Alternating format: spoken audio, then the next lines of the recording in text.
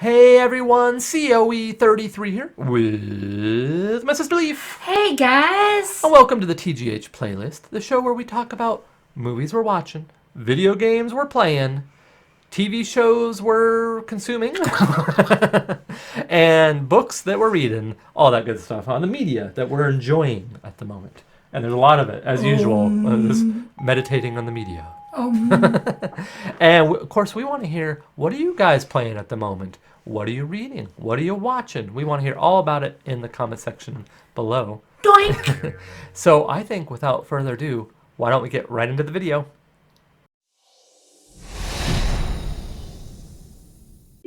So as far as games, I was playing Monster Train. I think I talked about that on the channel before. And really fun, if you've played Hearthstone, it's a lot like that. It's the card, you have a hand full of cards, and then you have this train, and it's stacked vertically instead of horizontally. And you have monsters that come onto the train, and you get dealt cards, and you have to use those cards to defeat the monsters before they go up the train to your what they call a pyre room. And I was loving that game, and so much so I wanted to get the achievements on. They have what they call covenant levels, and each time you beat the game, you can move up a covenant level, and it gets harder and harder and harder until you get to level 25 covenant. I'm like, okay, well, I might as well go for that achievement. It's like a rare achievement on Xbox, and I thought that would be fun. Well, it turns out it's like wildly hard, and it took a really long time to do. I was playing that stupid game for like a month and a half, and a lot of fun, but I was happy to be with it, so I beat that. And then I moved on to a game that a lot of you guys were recommending I play on Xbox Game Pass, and that's The Ascent. And this is a really interesting kind of mashup of like a Diablo action looter with something more like a twin stick shooter. So say like a classic Smash TV kind of action, and it melds those two, and it has really interesting atmosphere, and it's a small team that made it, like 12 people. So really impressed with it so far. I look forward to diving into it even deeper, and I'm having a lot of fun. So what about you? I'm playing Zuzu Pets. It's an awesome puzzle game. Nice. Now you picked this up on the hunt recently, didn't you? Yeah. And And at first I was skeptical. oh yeah, you weren't so sure that this was going to be a Leaf game, huh? No. Now, what's the premise here? You're like a hamster, and it says, pick your favorite Zuzu pets and explore your very own humongous hamster city. That's fun. That's like those big mazes, huh? that they have. Yeah. I remember as a kid, I wanted to get a hamster and, have the big, humongous hamster maze for the hamster to live in. And my parents they weren't having it, were they? And I already give it a Two thumbs thumbs up? up. Nice. It says, nurture them, feed them, hear them chatter, and love them as you scoot and scamper through an awesome maze filled with chutes, tunnels, twists, turns, ramps, and jumps for endless fun for everyone. Well, that sounds like a Leaf game, doesn't it? Yeah. Cool. Good pickup, Leaf. I'm glad you're enjoying it. Thank you. I've been on a bit of a Dean Koontz kick lately. Kick. And now I have come around to Dean Koontz late because I haven't really explored his catalog of books. And then I read Lightning a while back, and I love Lightning so much. I mean, I really enjoyed it. I thought it was a super solid book.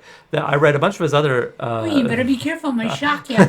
Oh, but and I started reading other of his books. Like I read Darkfall, I read Midnight, Seize the Night, a bunch of his books, Whoa. and I've liked them all. There hasn't been one that I read that I have not enjoyed. So I picked up this trilogy at Goodwill recently, and this has Shattered, Whispers, and Watchers in it.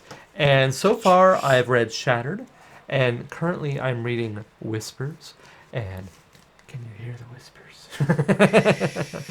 And still, I'm enjoying myself. I've yet to come across a Dean Koontz book that I haven't enjoyed. I like his writing style quite a bit. Very readable, very easy to consume.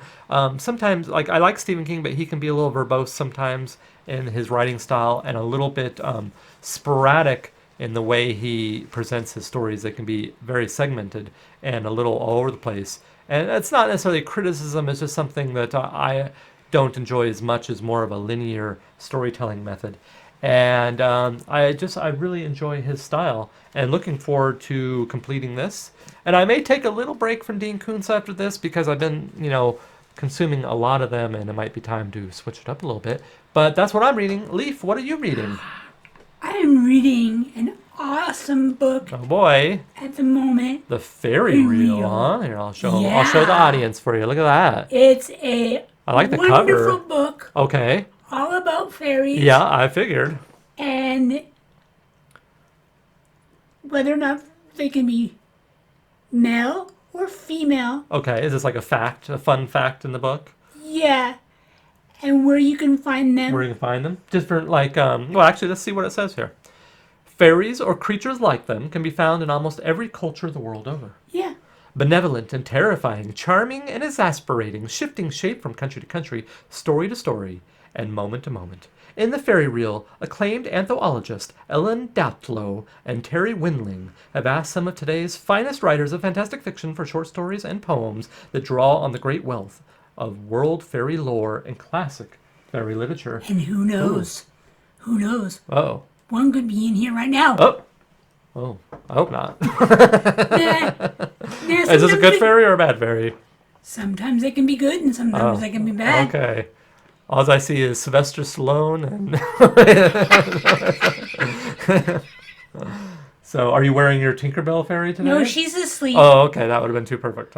I didn't want to wake her. Oh, okay. I watched a really remarkable film the other night. It was called Let Him Go, and it was a drama starring Kevin Costner and Diane Lane set in the 60s. And I don't want to, like, spoil any plot for it, but this was... Spoil? What are you going to do? Spoil it like rotten eggs? Oh, you're just full of jokes tonight, aren't you? Not good ones. Oh! Oh, dun-dun-dun. Oh. So... I like this movie a lot because it was a throwback to old school dramas. It doesn't rely on CG or big over-the-top action sequences. It is a very simple film that relies on the performances that the two star actors and the ensemble cast as well give. And it's really well directed in the fact that little moments throughout the movie speak volumes for the history that these characters have with each other. It doesn't rely on exposition to tell you things. It just little subtle actions that the cast take to kind of relay information to each other with little glances and little body language moments. And I liked it a lot. It was a really good movie. On top of that, we're still kind of working our way through some of the Marvel movies to get caught up with that. And I did watch Suicide Squad.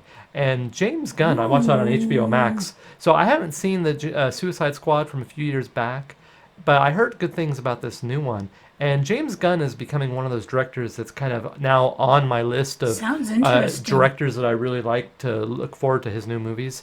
And he's got a real distinct director style, and that's not surprising considering he has roots in trauma films. The fact that he was able to take those kind of B trauma movies and that sensibility and meld that into big budget blockbusters is kind of a really remarkable thing, and that there doesn't seem to be a lot of studio interference either, because Suicide Squad is it's like they let James Gunn do his thing, and that's the best thing possible. It's over the top, it's inappropriate, but it's also visually very well presented.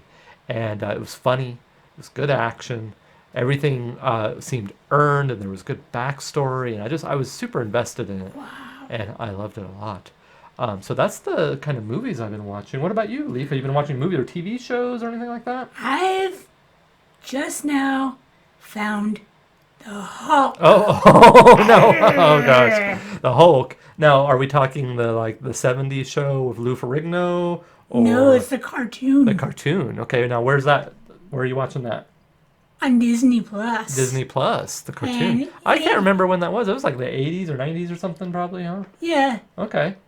somewhere along those lines. So, are you having fun with that? Oh, I'm having fun. Can't go wrong with a little Hulk, huh?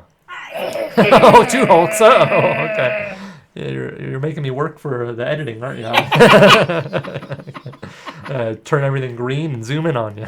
And it's a fun cartoon. I recommend it to everybody. Very cool.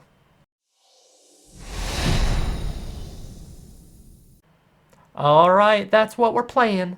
That's what we're reading. No, that's what we're eating too. No, that's not. I don't think that was part of the TGH playlist. And we want to hear from you guys. What are you guys enjoying? What's the media that you guys are enjoying at the The moment? media of life. Yes, we want to hear all about it in the comment section below. And guys, that's going to wrap it Joink. up. Thank you so much for watching. We post new videos every Wednesday at 7 p.m. Pacific Standard Time. You can count on that. That's like clockwork. And if you want to keep up with our game collecting adventures, follow us over on Instagram. And I'm posting live streams on Twitch every Tuesdays and Thursdays. Twitchinator.